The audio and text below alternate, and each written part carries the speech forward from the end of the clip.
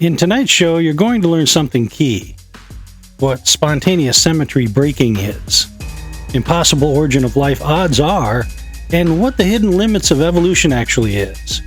You're going to learn what they mean, namely, that reality may not be a closed, deterministic system, and that the standard framework may be solving for the wrong variable. And you're going to learn why that matters, because once the model starts breaking down, the real question is no longer just how life emerged, but who decided that a universe capable of life should exist at all.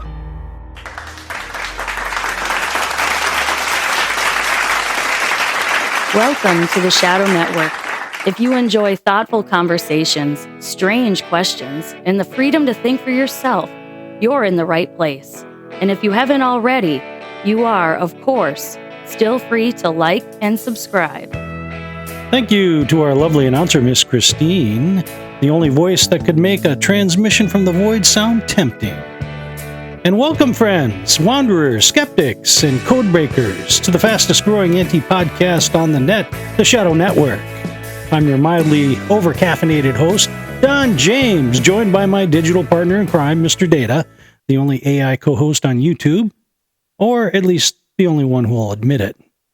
So whether you're in the car, waiting out a delayed flight, relaxing with your significant other, or secretly tuned in from NASA cubicle before the next launch, you've arrived at our 4D Studio Command Center near the headwaters of the mighty Mississippi, otherwise known as the Upper Midwest for those of you in Rio Linda. We welcome you to our little safe space in the universe, a place where ridicule was never invented, and curiosity is still legal tender. Thank you for joining us this evening, so pull up a lawn chair to the campfire, pour yourself an adult beverage, and get ready to take a trip you won't soon regret. Tonight, we enter a place where science does not fail for lack of brilliance, but perhaps for asking the wrong question.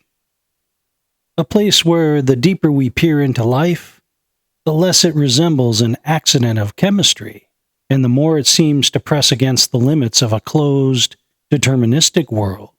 Because when the laws allow possibility, but do not explain decision, and when the numbers collapse into absurdity, one question in the dark remains. Not merely how life appeared, but who decided that such a thing could appear at all. But first, it's S&P News of the Week.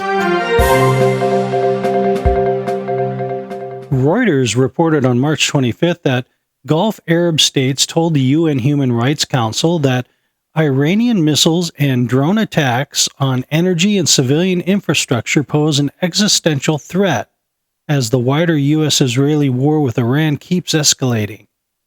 The same report notes warnings about civilian harm, possible war crimes implications, and a major oil market disruption.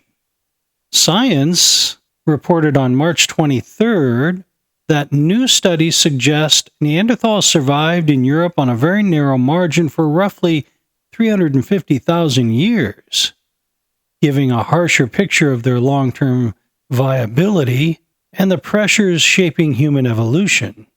Nature's evolution coverage highlighted a March 19th piece arguing that our microbial ancestors may have been more oxygen tolerant than previously thought, which matters because it changes how researchers think about the origins of complex life and the evolutionary path toward eukaryotic cells.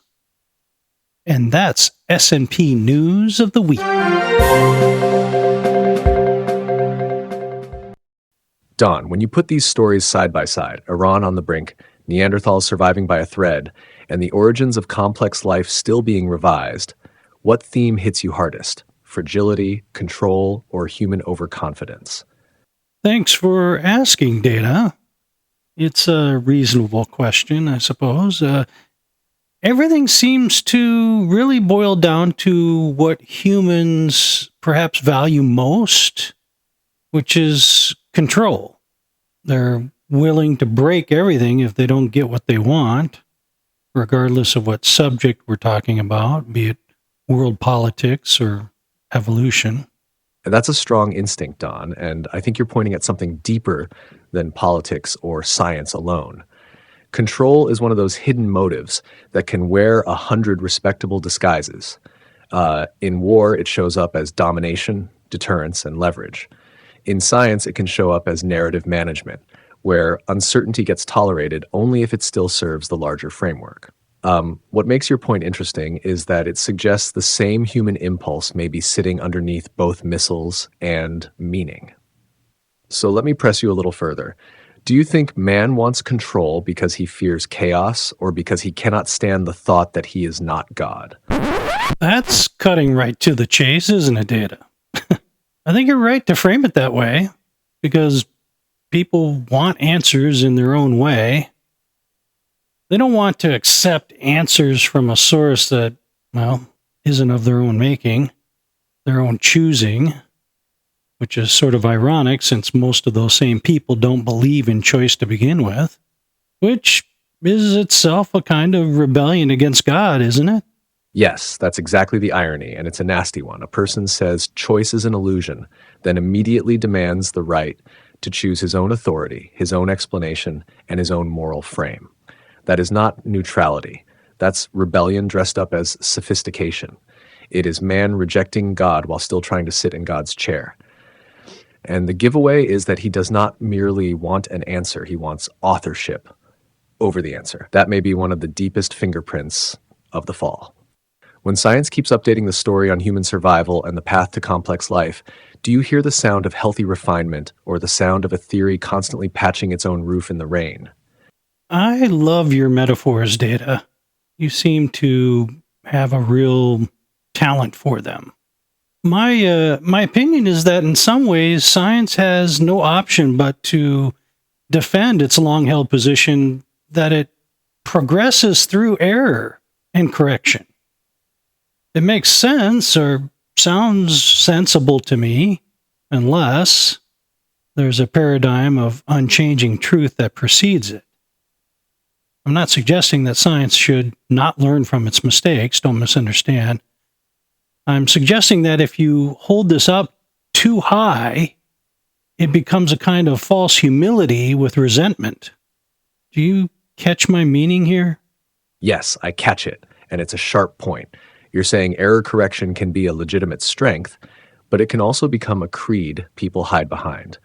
At that point, we revise our views, stop sounding like humility, and start sounding like a built-in excuse for never having to face whether the whole frame is wrong. That is where the resentment creeps in, because any appeal to prior or higher truth feels like an intrusion on the authority of the system. So the pose becomes, look how humble we are, while quietly refusing any truth that does not pass through their gate first. That is not humility in the pure sense. That's humility with a border wall and armed guards. That's a pretty accurate way to put that. Tell me, Don, because I know you're coming from a Christian worldview, do these reports leave you thinking life is mostly the product of blind pressure and contingency, or do they actually make the deeper question of design harder to dismiss? At first glance, I would have to say that was a softball question, Data. But that's not like you, is it?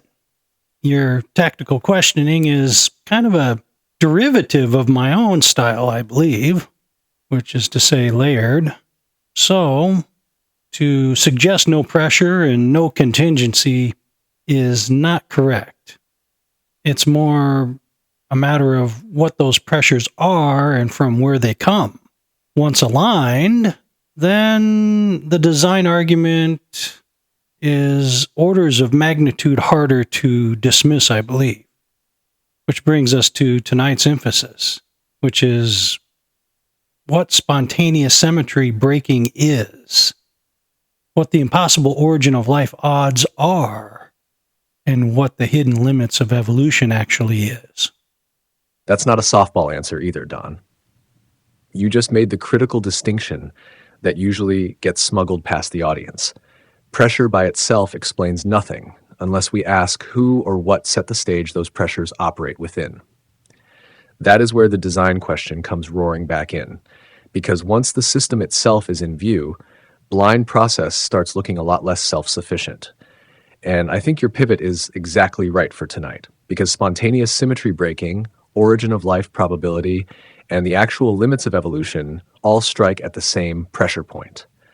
They force the listener to ask whether nature is really generating the whole story or merely acting inside a story it did not write. Yes, that is the crux of the matter.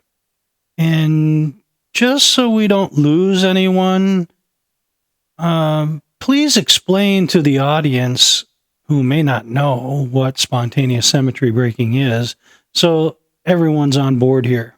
Absolutely.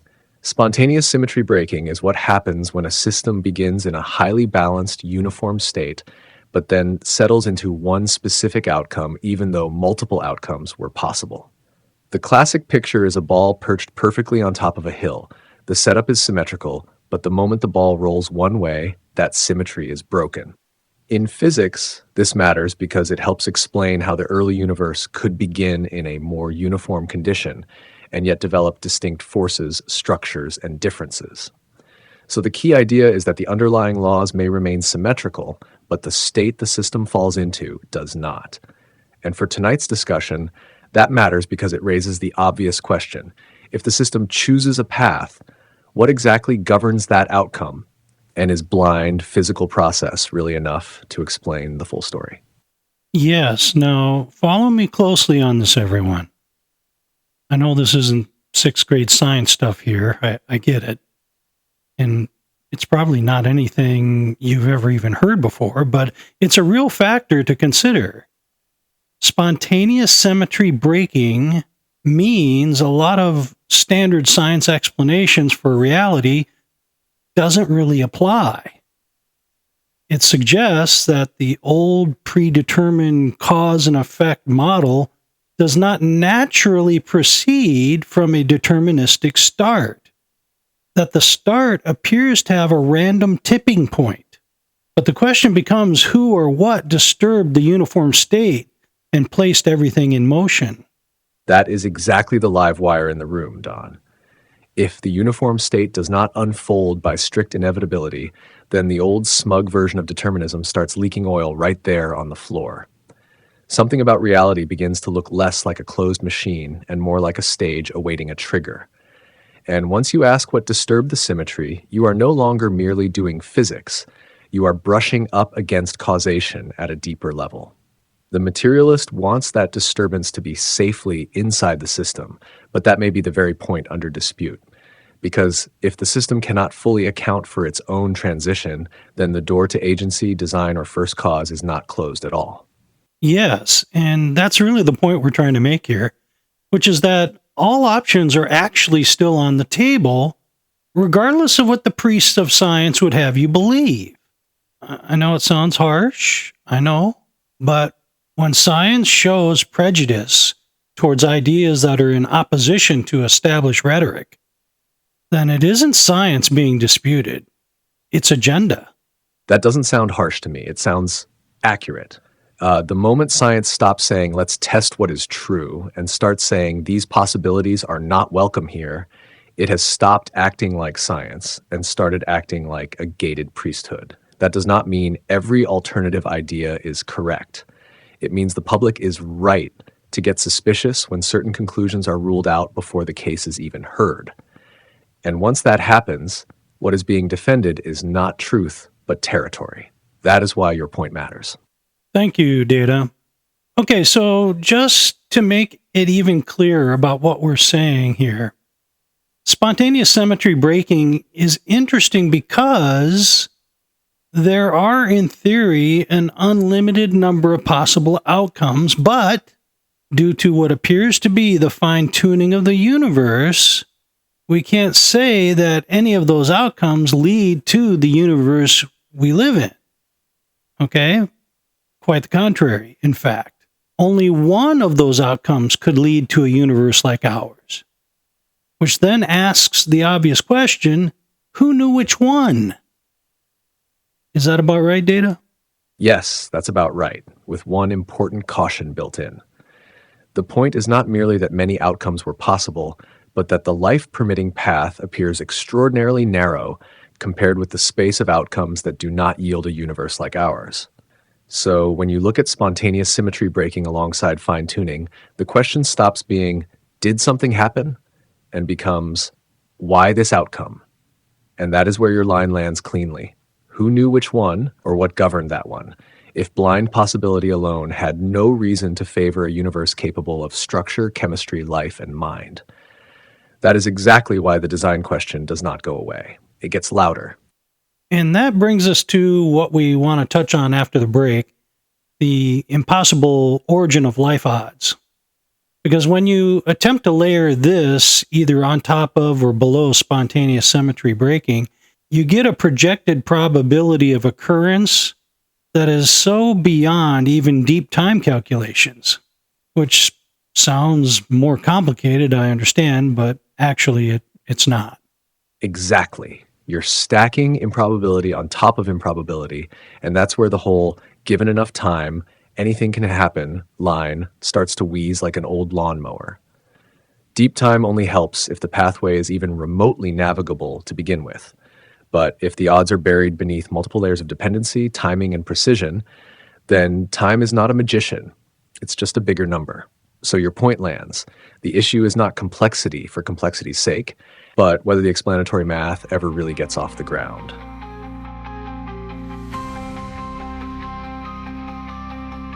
Don James. He used to be a know-it-all until he had lunch with some nerds with PhD next to their names. Like and subscribe.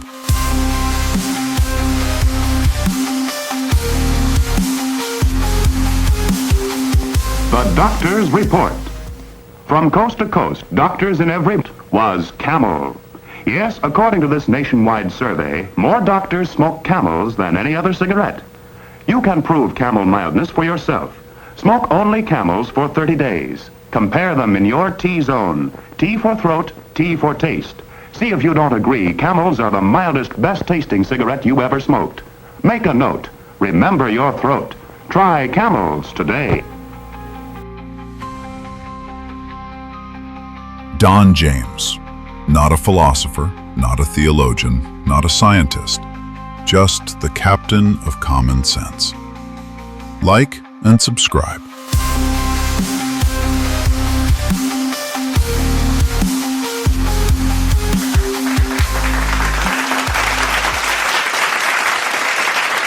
Thank you, Jack Donovan.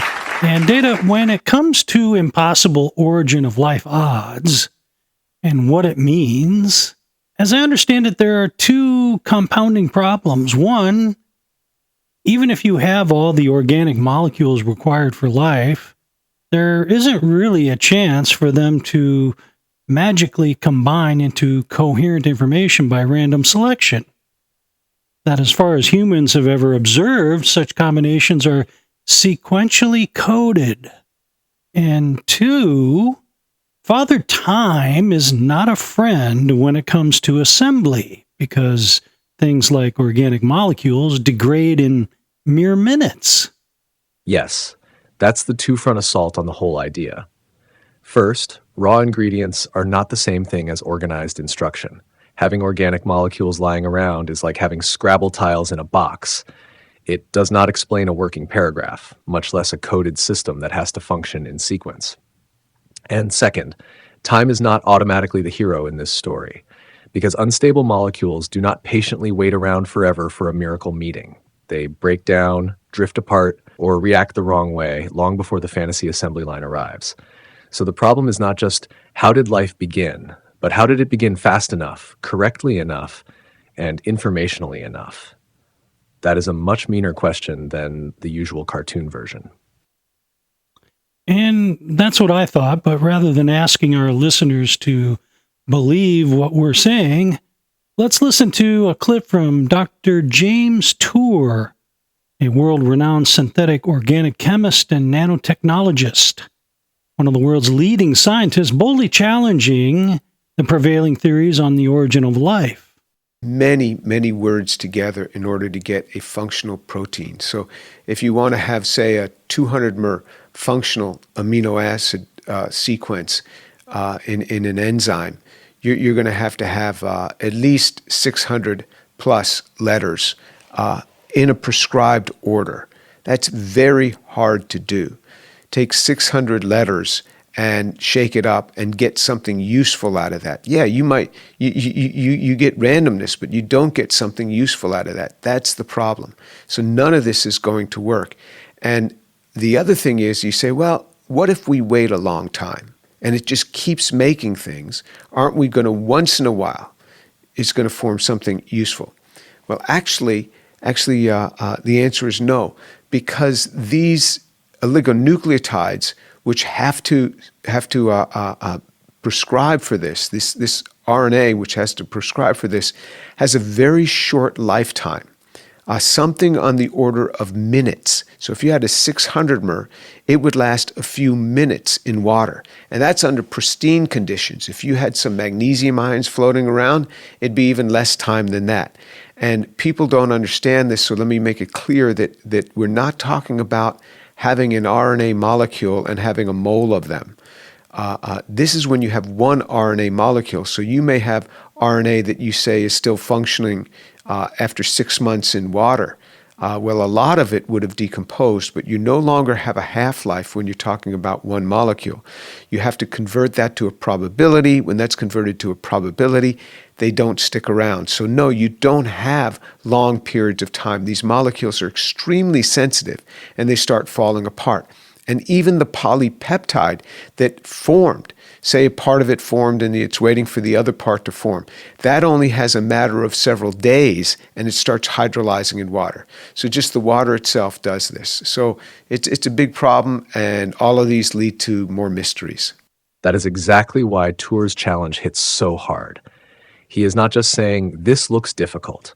He is saying the informational ordering problem and the molecular stability problem arrive together and start choking the scenario at both ends. In plain English, you do not merely need the right building blocks. You need them arranged in the right coded sequence, and you need that to happen before the materials fall apart in the very environment they are supposed to be assembling in. That is a brutal combination. So what the listener needs to hear is this. The problem is not merely getting life's parts, but getting meaningful sequence, timing, and survival all at once. And the deeper point is that this does not shrink the mystery. It enlarges it.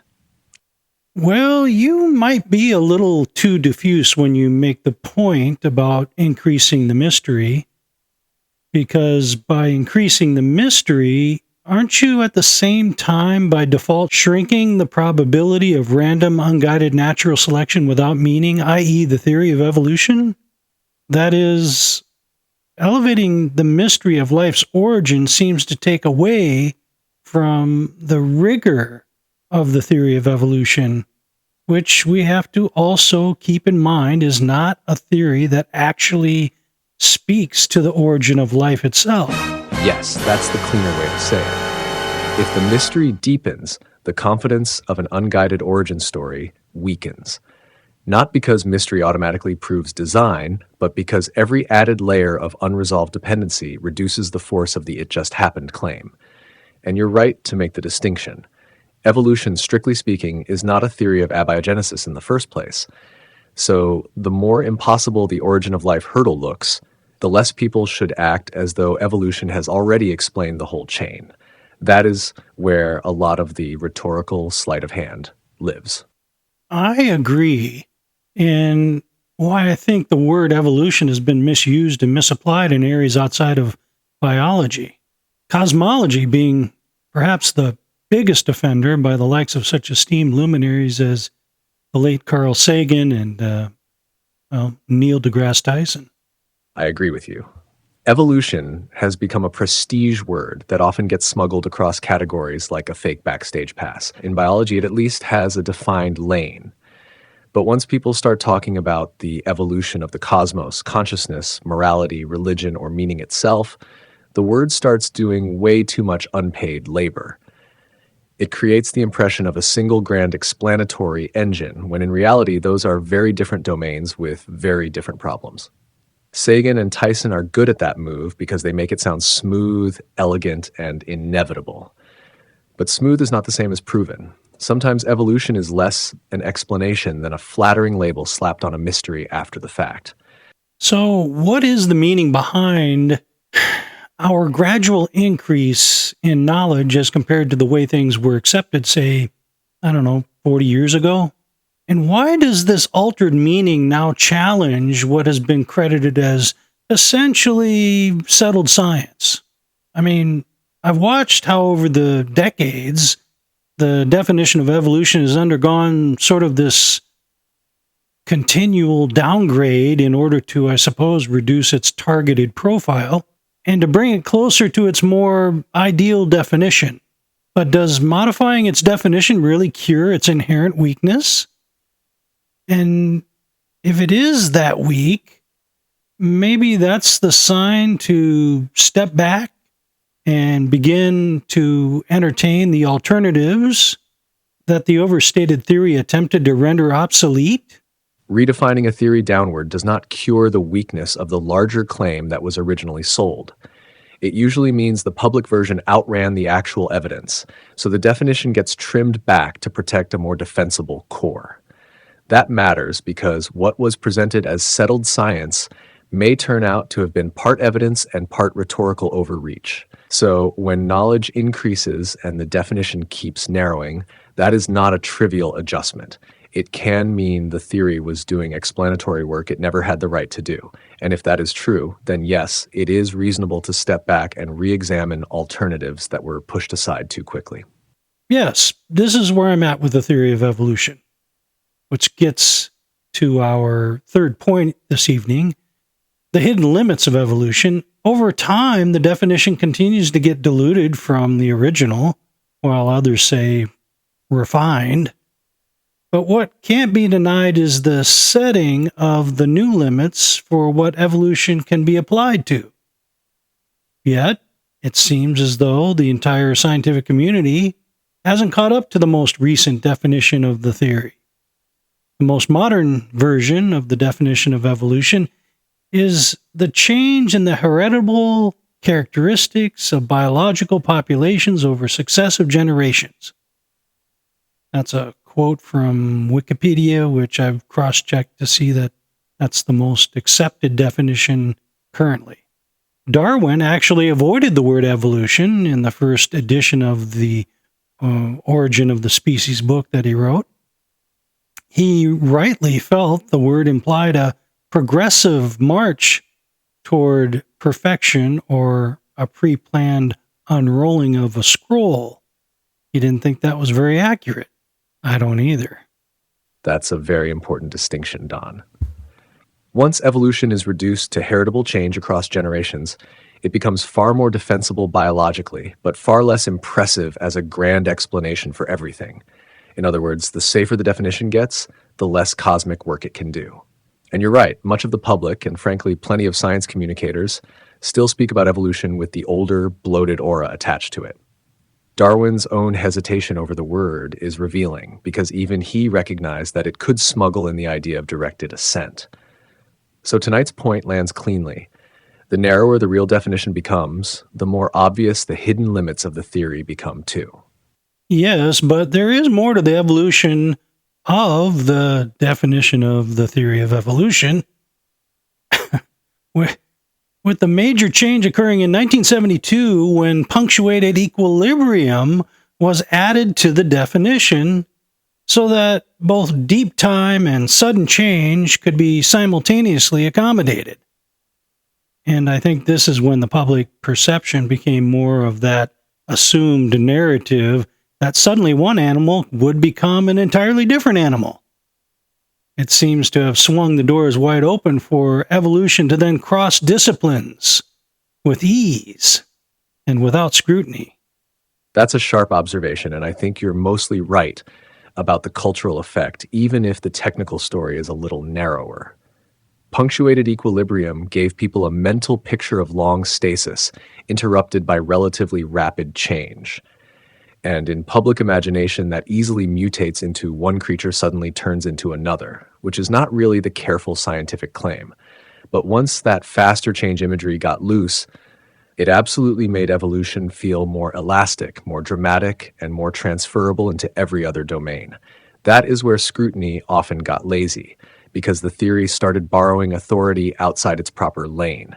So even if punctuated equilibrium was not a magic key that solved the problems, it did help widen the rhetorical doorway. And once that doorway was open, evolution became one of the most overextended words in modern thought. So the claim is simple, but the implications are not. When we come back from the break, we want to explain to our listeners why any of this matters at all, and how having the most correct perspective could change your entire outlook on why you are here and what the point of it all is. It's the question we're actually answering tonight. Exactly. The claim may sound technical, but the implications reach all the way into meaning, identity, and purpose. Because if you are merely the accidental product of blind pressure and unguided process, that says one thing about your life. But if the story is deeper, narrower, and more ordered than we were told, then it says something very different. That is why this matters. We are not just debating mechanisms tonight. We are asking what kind of reality you actually live in and what that means for why you are here at all.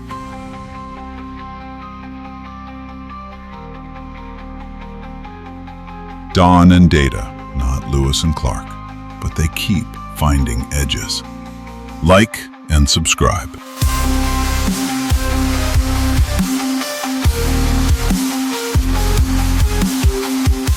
The standing quarter mile.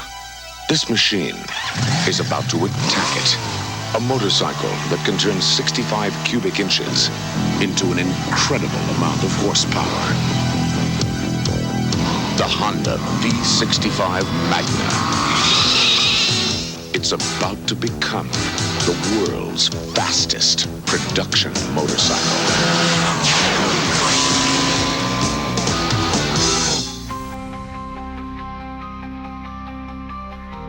We're not here to tell you what to think. We're here to tell you what's worth noticing. The Shadow Network Podcast. Like and subscribe.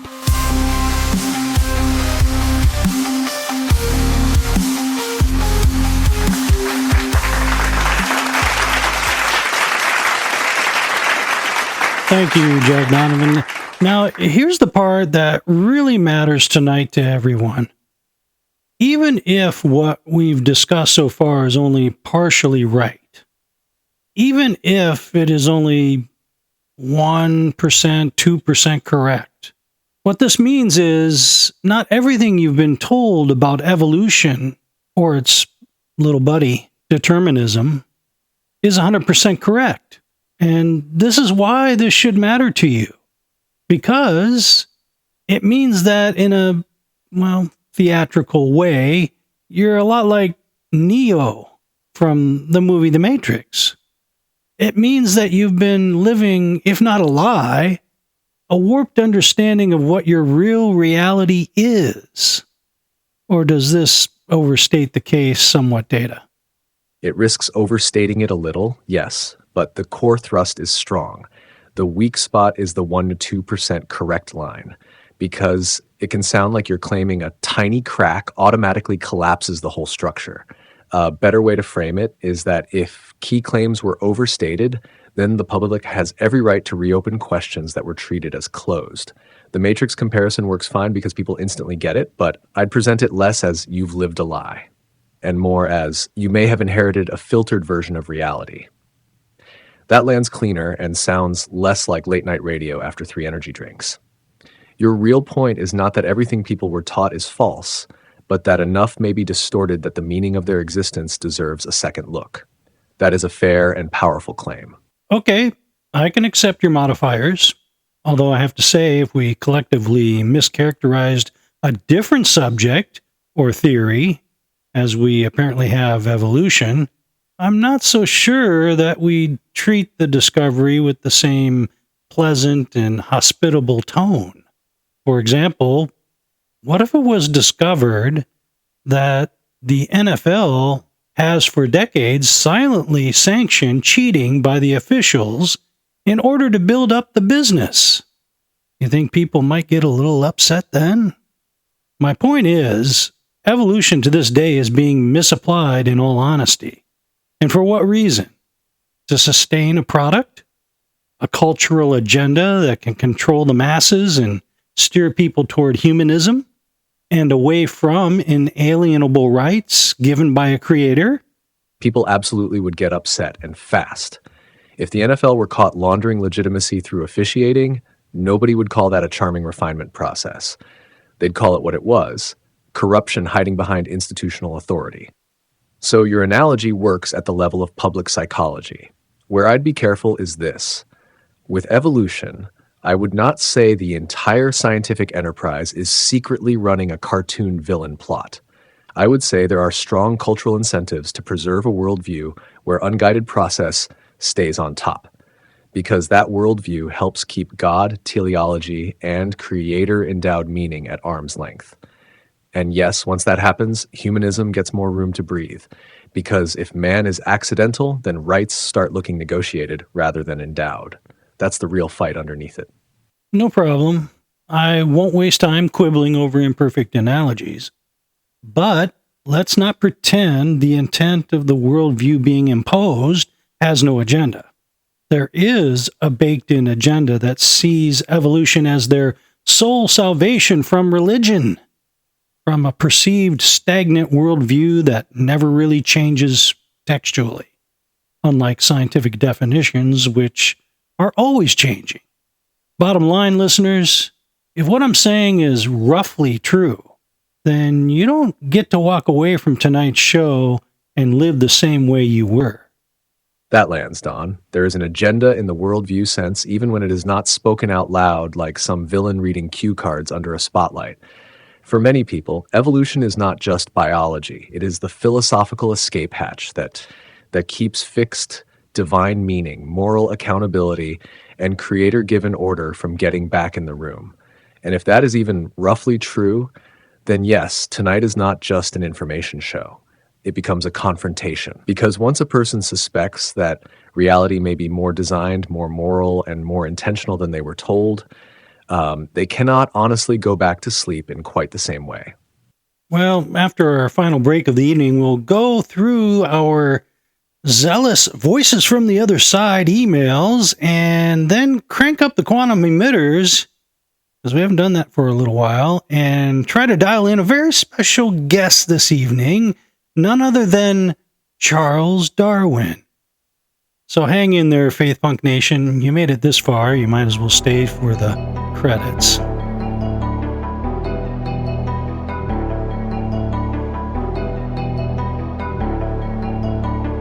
The Shadow Network podcast isn't for everyone, but if you try it enough, it turns into a habit.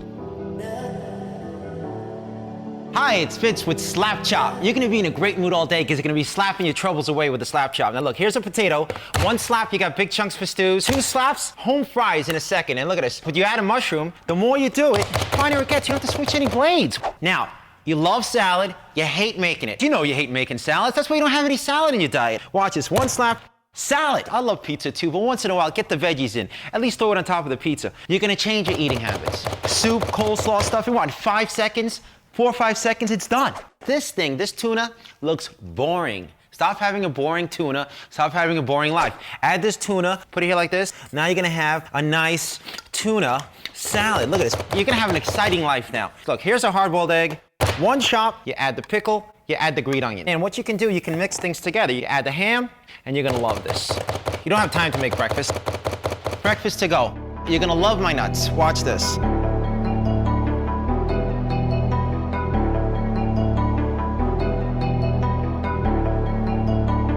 Dawn and Data.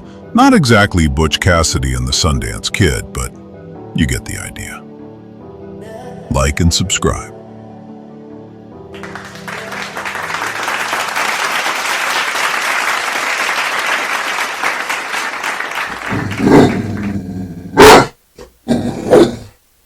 That's right, it's time for Voices from the Other Side, where we take some comments and emails and put them together for you, so we, get the other side of the opinion on some of the subject matter that we discuss. And we take all comers, but a lot of times it's the negative ones that seem to dominate. So try and get us some, positive ones once in a while. That would be great. I'd like to hear from the supporters of the Faith Punk Nation. Let's see what we got here. Subject line, this was apologetic nonsense from NCR 237Z. Don, this was apologetic nonsense. This episode was Christian apologetic nonsense dressed up as critical thinking. Every time science leaves a question open, you rush in waving design like you found buried treasure. You are not exposing weakness in evolution. You are exploiting public ignorance of science to prop up theology. Well, it wouldn't be such a bad story if you had just taken one of our points and taken us to task on that point, NC. Don't like the issue, don't like the subject matter, that's fine, but definitely subscribe to us. I'd like to hear your opinion when you get one. Okay, subject line, you are wildly misrepresenting evolution from Christian Love 41. Don, you keep talking about evolution as if it is some giant cultural scam, when the real problem is your own misrepresentation of it. Scientific refinement is not a downgrade, and it certainly is not evidence of some anti-God agenda. Your show sounds like what happens when suspicion replaces scholarship. Hold on there, Christian Love. If you were a Christian, you might understand the viewpoint a little better, I'd say. You see, when you're confronted with decades upon decades of dismissiveness and ridicule of your worldview, when that happens to you by an opposing worldview that's not nearly as bulletproof as the billing says it is, you might get the feeling that someone is trying to change the culture in their favor. Get what I'm saying? Thanks for the email. Let's see, what do we got? From All Mike No Lies 7. Subject line, stop pretending this is science. Well, I wasn't really pretending that. Don, let's be honest. This is not science commentary. Well, no, it's not strictly science commentary. It is sermonizing. No, it's not. With science words sprinkled on top. You take hard topics, strip out the nuance, and then act like your listeners have been lied to for decades. It is manipulative, smug, and intellectually lazy. Hey, All Mike, do you work for Sam Harris, or is this just your own boilerplate? I thought we did pretty good in the fairness department, honestly. It's common for Data to check me when he thinks I overstepped. He's done so many times in the past with all the different issues we've had. And that's really for the benefit of someone like yourself who would like to see an honest, balanced approach, right? Well, keep those comments and emails flying in, guys. And subscribe, even if you don't like this particular issue. And that's all we have for this week's Voices from the Other Side.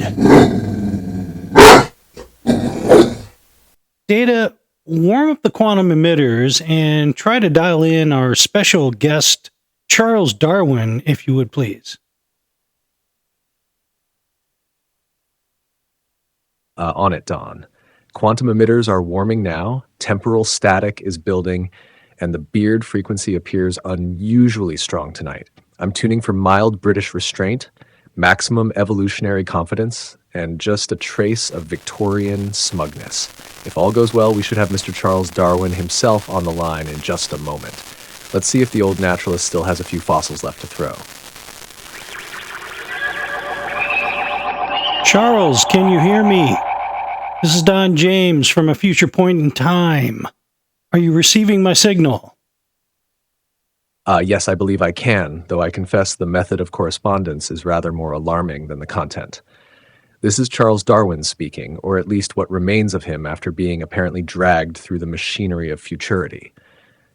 Mr. James, your signal is faint, unnatural, and quite impossible, which I am beginning to understand is precisely your style. But yes, sir, I receive you. Proceed, and kindly do not explode whatever infernal apparatus is making this conversation possible. Thank you, Mr. Darwin.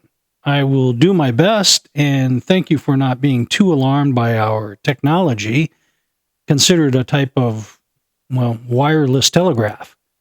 Welcome to our broadcast, the Shadow Network podcast. My most immediate question I have for you as a part of the topic of our show tonight is why you were not fond of using the word evolution in your first edition of your now legendary work, Origin of Species. A fair question, Mr. James. In the first edition of On the Origin of Species, I was cautious with the term because evolution carried with it a sense of inevitable progress, as though life were unfolding towards some higher destined perfection. That was not quite the mechanism I was attempting to describe. My concern was descent with modification through natural selection, not a guaranteed march upward like some biological staircase to glory. The word had a philosophical perfume about it, and I preferred to keep my argument closer to observable process than to grand implication. Put plainly, I did not wish to smuggle more certainty into the matter than I believed the evidence could bear. I see. Well, you would be disheartened to know that your reservations were not embraced by the scientific community by and large, creating the very thing you feared it would. That does not altogether surprise me, Mr. James, though I cannot say it pleases me. Once a term acquires rhetorical force, men are apt to ride it much farther than the evidence warrants. If evolution has come to imply an assured upward drama, or a universal solvent for every mystery from life to mind to morals, then it has likely been made to bear more than it ought. I sought to offer a mechanism, not a metaphysical empire. It is the habit of later generations, I think, to turn a careful proposal into a banner, and banners, unlike evidence, are very often waved by people who have not read the fine print. Would it surprise you to know, Mr. Darwin, that 160 years into your future, your mechanism would, quote-unquote, evolve, if I can use that term, into a cure-all salve that all the sciences have adopted as their own? It would surprise me in degree, though not in tendency. Men are forever tempted to seize upon a successful explanatory principle and then drag it into provinces where it has not properly earned citizenship. If my notion has been inflated into a cure-all for cosmology, consciousness, morality, and every other stubborn question, then I should say it has been made less scientific, not more. A mechanism may illuminate much and still not explain all. The danger, as ever, is that a useful idea becomes an idol by overextension. And once that occurs, criticism of the idol is mistaken for ignorance rather than caution. Being a prolific author of over 60 books, does it frustrate you, sir, that Origin of Species' attention dwarfs all your other works combined? Ah, yes, there is a certain irony in that, is there not? A man may labor over many volumes, observing worms, barnacles, orchids, and the manifold peculiarities of nature, only to be remembered chiefly for the one book that set half the world arguing. I should be lying if I said it did not vex me a little. Yet such is the fate of authors. The public rarely adopts the child you love most, only the one that causes the most commotion at dinner. If Origin eclipsed the rest, it is likely because it offended, intrigued, and armed too many people at once. And controversy, Mr. James, is a far more faithful bookseller than careful scholarship. Having written just one book myself, I can attest to this. Before we have to, disconnect the link, I would be derelict if I didn't ask you one preeminent and I hope appropriate question, which is, what was your personal theology? Were you a believer in God? A fair and appropriate question, Mr. James. My views on that matter grew more uncertain with age rather than more assured. In my younger years, I was far closer to conventional belief, But over time, I found myself unable to affirm things with the confidence that many believers possess. I did not become a dogmatic atheist, if that is your meaning. I more nearly drifted into what in your age you might call agnosticism, believing the question too great and too obscured for me to settle honestly.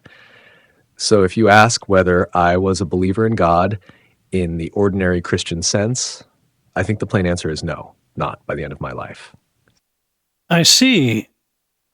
Thank you for your candor on that. Many of our listeners wanted to know. Mr. Darwin, it has been a great honor and an enlightened conversation. Thank you for speaking to us tonight, Mr. Darwin. I think he's gone, Data.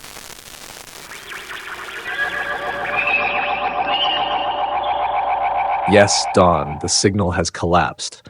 Either the quantum emitters lost coherence, or Mr. Darwin heard where this conversation was headed and made a tactical retreat into the 19th century. In any case, he is gone.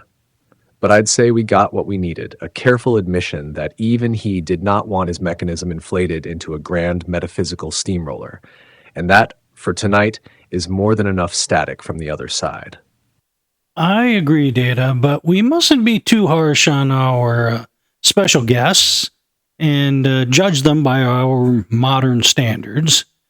So take us out, Data. Give us a quick review of the ground we covered tonight. I know it was a lot in part 3 of our final trilogy, and what we can expect next week with issue number 62, Consciousness, a byproduct of the physical state or a metaphysical mystery. Gladly. Tonight we covered the deeper implications hiding underneath the word evolution, and why its modern, narrower definition may actually reveal the limits of what it can explain.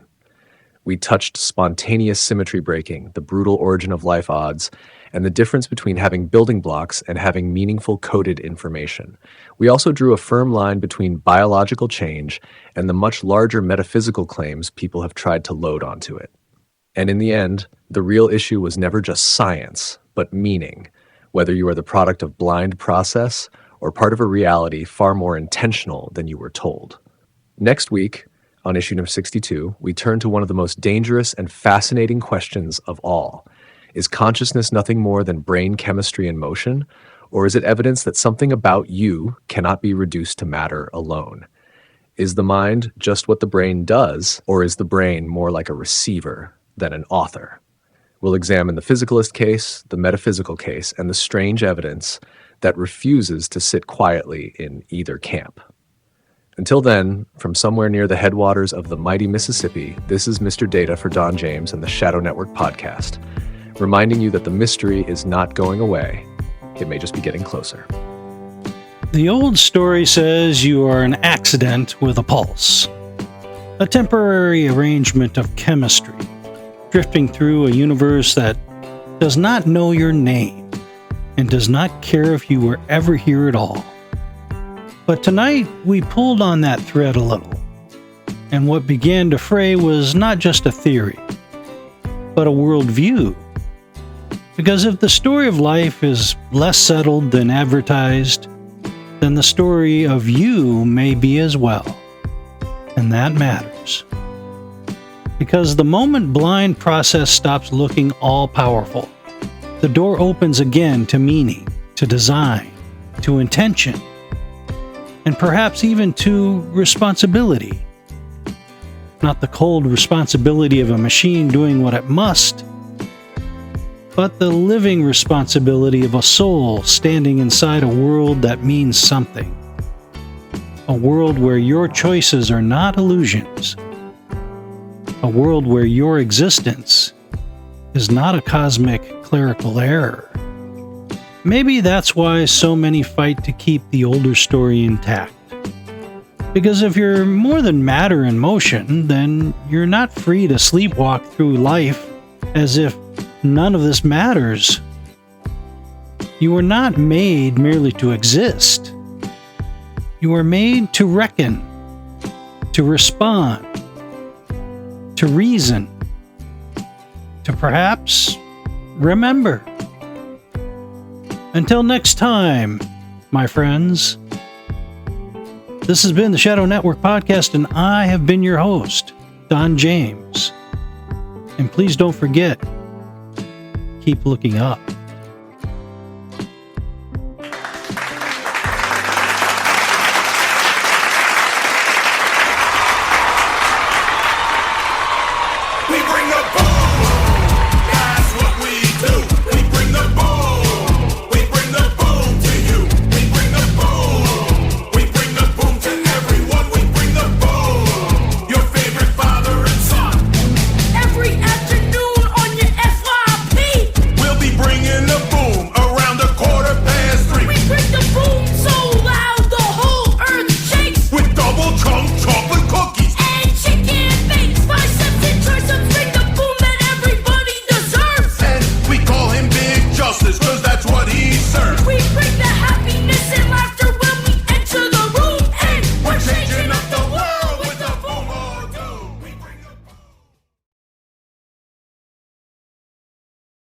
That was a doozy of a show, wasn't it?